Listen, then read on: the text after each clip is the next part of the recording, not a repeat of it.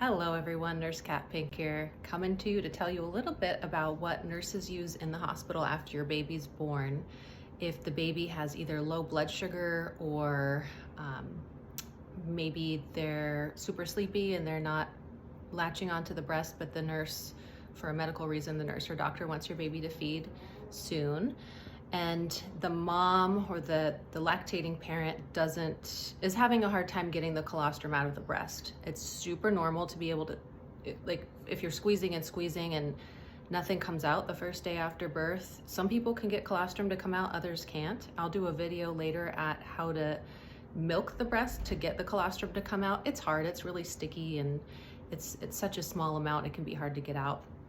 But the good news, as I've said in prior videos, the good news is that your baby does not need very much at all that first day of life. This is the size of their stomach on day one. Teeny, teeny, tiny.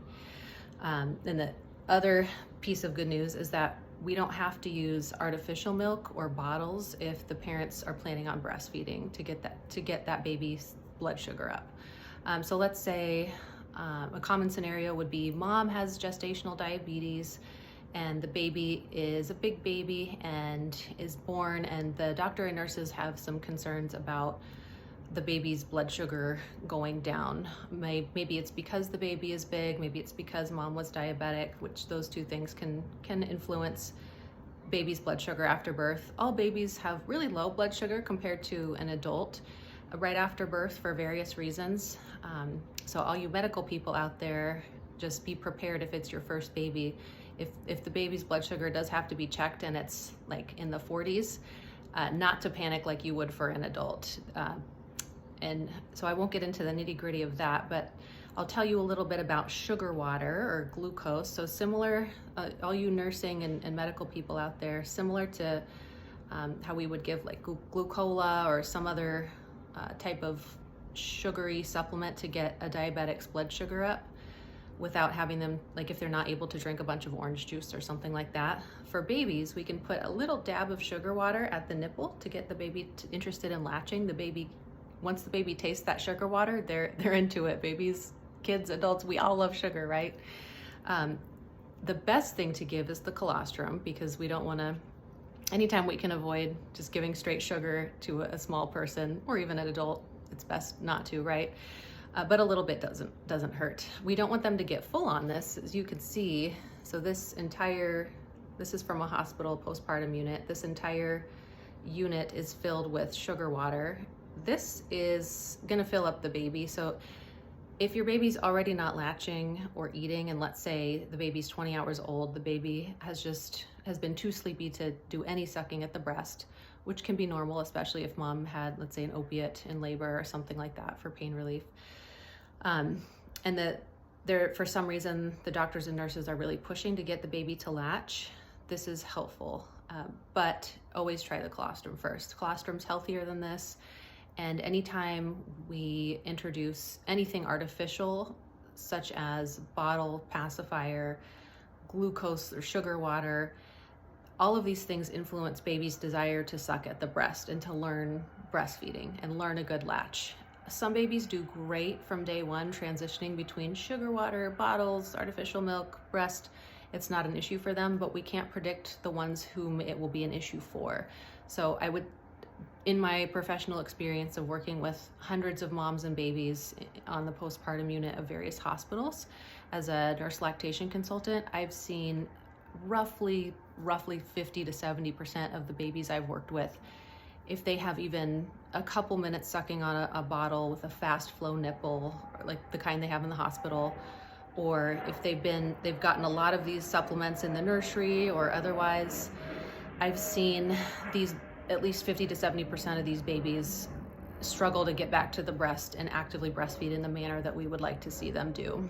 And I'll make more videos on poor latch, how to adjust poor latch, but whenever we can, we always want to just make sure the baby avoids anything artificial if the parents are planning on breastfeeding long term. So whether that's a month, 6 months, a year, or more, if you're someone who hopes to breastfeed for an extended period of time, or at least partially breastfeed and partially artificial bottle feed, formula feed, in order to keep the baby latching to the breast, to help keep up your milk supply to the point you want it to be, etc. In the beginning, in those first few days after birth especially, we really want to avoid anything artificial, like artificial nipples, nipple shield, pacifier, bottle, sugar water.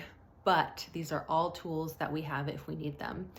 If you do end up needing something like some sugar water for baby, or a fake nipple, like pacifier, or a nipple to help your NICU baby, your premature baby latch to the breast, something like that, always use it with a healthcare professional who knows what they're doing. So try not to use sugar water, bottles, pacifiers, etc. on your own without the guidance of a lactation consultant, just because they can be misused, and without proper support and guidance, it can really mess up breastfeeding, let's say, which again is not an issue if you're not planning on breastfeeding long term. But for those who really want to make this work, that's a tip, is that we, in the postpartum unit in the hospitals, we have little tricks like nipple shields and like this little glucose thingamajig, so we don't have to give the baby a bunch of formula and fill up their tiny little stomach and expand it prematurely, so that they're like too hungry the next day and then refusing the breast because the breast doesn't flow like the bottle, etc., etc. We have tools to help you as healthcare professionals, but the more extra tools you can avoid, the better. So maybe you're thinking, well, shoot, Nurse Kat, how do I, like, if the baby's not feeding and let's say the lactation consultant doesn't have time to see me, what am I supposed to do? Should I just ask for the glucose water? Should I just ask for a bottle? Like, what am I supposed to do? My answer to that would be, number one, advocate for yourself. And if you're feeling too tired or too shy, or maybe there's a communication barrier, to advocate for your baby and yourself with the hospital staff, to say, hey, I need your help. Put me on the lactation consultant's list, please. I need to be seen tomorrow before discharge. If that doesn't feel like something that you can do at this time, ask a friend, a family member, someone to come visit you in the hospital, or be on FaceTime on the phone next to you to really advocate. It does help. From a nursing perspective, I can tell you, patients who have people that, at least one support person that advocates for them, they often will get a little bit more attention. It's just normal human nature to respond to somebody who has a partner with them asking, like two people asking for help. Often it just gets more attention than one person, right? And not that nurses and doctors don't give 100% everything they have to individual patients, but I'm just being honest. Like, when there is an advocate and support person, it's different. You often will get different care. So number one, you're going to advocate for yourself. And number two, whenever you have time, especially if you're still pregnant, look for resources available to you. So if you can't get enough support in the hospital from the lactation consultant, who do you know, or what resources can you use to help? Maybe it's YouTube's on breastfeeding. Maybe it's a breastfeeding book that you have. Maybe it's your best friend who breastfed 3 kids for a year each. Whatever it is, make sure you have something in your back pocket you can call on for help. Again, just support is key, and these fun little medical tools like sugar water, etc., that we have to help support breastfeeding when it's not happening at the time are great, but the less we use that type of thing, the better. So that's my little blurb on sugar water when we use it. It's definitely going to be more common in babies that are at risk for having a too low blood sugar right after birth, such as large for gestational age babies, big babies, like they're 9 or 10 pounds or more, moms who have had diabetes during pregnancy, or other various situations. And definitely hit the like button and subscribe if you're enjoying my videos. If you have any feedback on what I can improve, or what questions I could answer, or anything related to women's health, breastfeeding, hormone health, gendered health, anything like that, just let me know.